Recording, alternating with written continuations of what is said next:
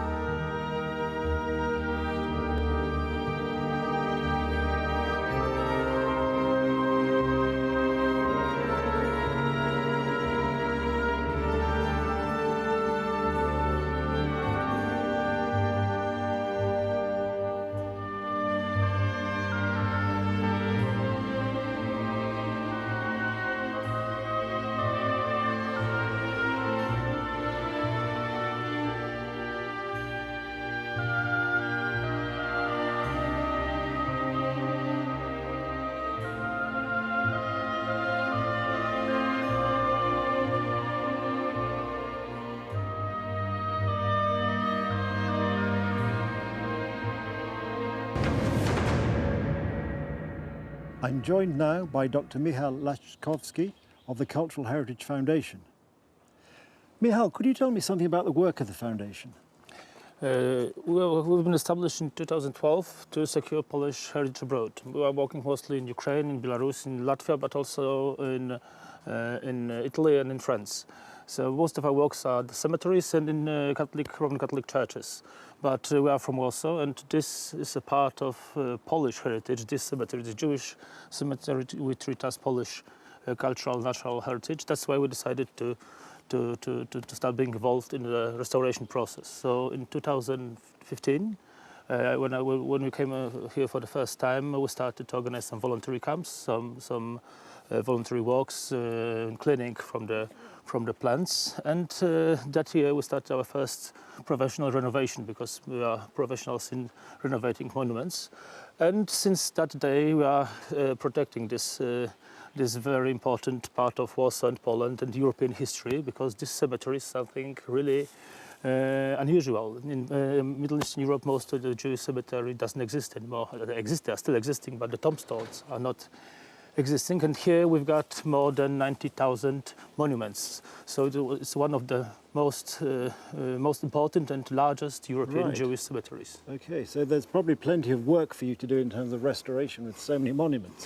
Of course, but the process which we have started begins with the plants. There are something about more than 8,000 trees. Right. At least half of them has to be cut down because they're wild plants. And this is very difficult, especially in the city centre. I can see that the trees, of course, are relatively modern, and I imagine that letting them grow, the roots, as we've seen as we walk along, can cause damage to some of the monuments. I can see you want to get rid of some of these trees. Some of these trees, at least 25%, because they are wild trees. Each old cemetery in Poland has old trees. This hasn't been planted. They weren't being protected. That's why it's right now it's the most important problem for us in our restoration process, to get rid of the trees. But before that, the main problem was that there was in 40s, 50s, some parts of the valuable parts of the monuments has been stolen. The cemetery, it was a miracle that the cemetery wasn't destroyed during the Second World War II, and the miracle that it still exists in such a scale. I believe that the communist regime also had a plan to build a road through the cemetery. Yes, in the 50s. there was some plans in 50s. Yes, so it's a second miracle connected to this cemetery. Right now, we are trying to first to fight with the nature to prepare this place for professional renovation, and if there are some possibilities, the most valuable tombstones are being renovated, as for example this one, which is called the most beautiful tombstone at this cemetery it's a grave of Wilhelm Landau, the owner, one of the most important banks in Warsaw in 19th century, and his two sons. That monument has been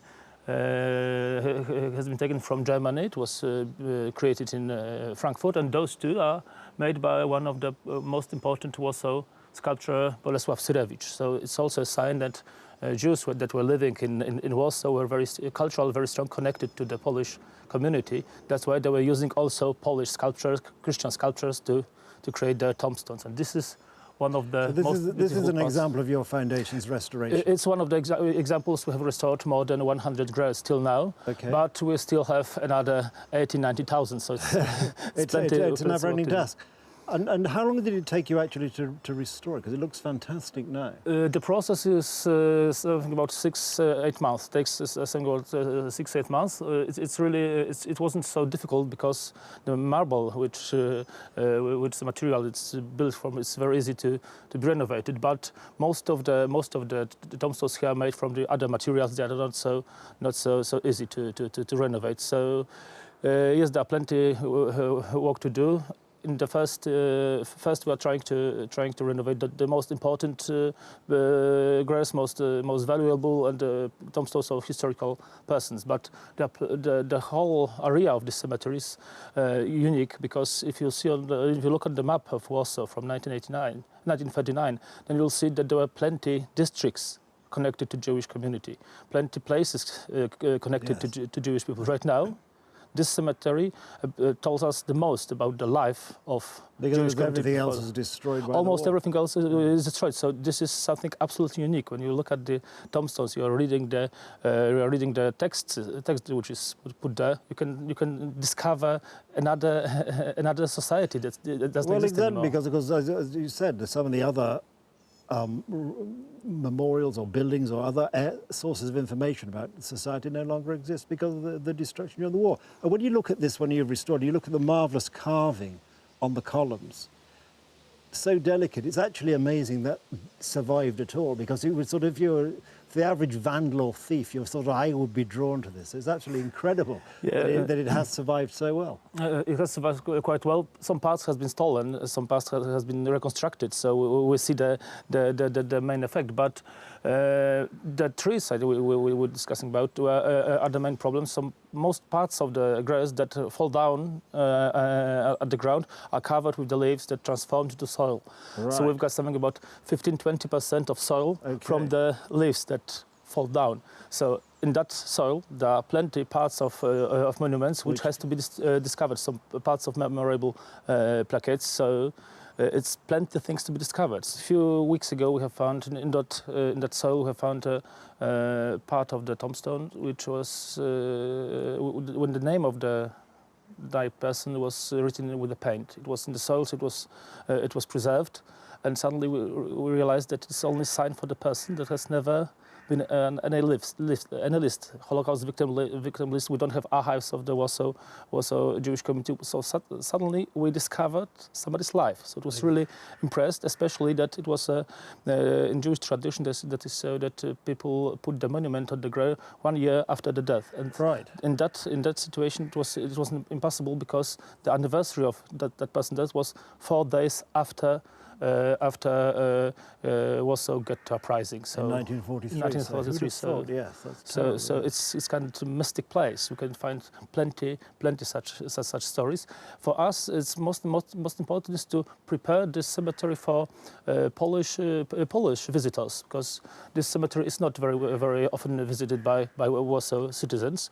That's why we are preserving not only the most important architectural masterpieces, but also of Polish soldiers that were Jewish. Yes. Polish soldiers, Polish scientists, Polish participants of Polish cultural life, because we believe that if someone come to this cemetery and will see something that he'll learn at the history lesson, it will be a much stronger connection than only seeing beautiful tombstones, beautiful masterpieces. Yes, and I think it's important to see these monuments in context.